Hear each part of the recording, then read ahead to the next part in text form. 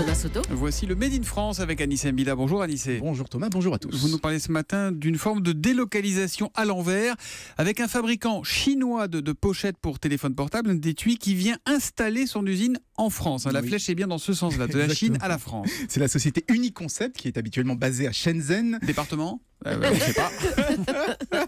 Et c'est vraiment le monde à l'envers parce que ça lui coûte trop cher de fabriquer en Chine. Donc à part s'installer dans un pays où la pression fiscale est moins forte, et pour une fois, ce pays, c'est la France. Leur usine va ouvrir cet été dans le sud-ouest, à Gaillac, pas loin d'Albi. C'est le département de... Le Tarn. Le Tarn, le 81. C'est ça. Pression fiscale moins forte en France qu'en Chine.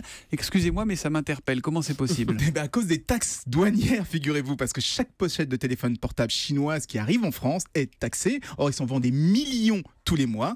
En fabriquant en France, ils feront de grosses économies puisqu'ils ne paieront plus aucune taxe d'importation. Et en plus, ils économisent aussi en transport, donc c'est tout bénef. Et d'après leurs calculs, leurs pochettes reviendront moins chères, 20% moins chères que celles fabriquées en Chine. Et ça, malgré les coûts de personnel qui sont supérieurs en France. Mais de toute façon, même en Chine, leur production était déjà largement automatisée. Largement automatisée, mais est-ce que malgré tout, ça va créer de l'emploi, alors, cette relocalisation? Oui, une trentaine de postes, dont 20 d'ouvriers. Et c'est une très bonne nouvelle pour Gaillac, où il y a quelques mois, une entreprise de menuiserie avait fait un important plan social. Donc avec cette nouvelle usine, certains vont enfin retrouver du travail.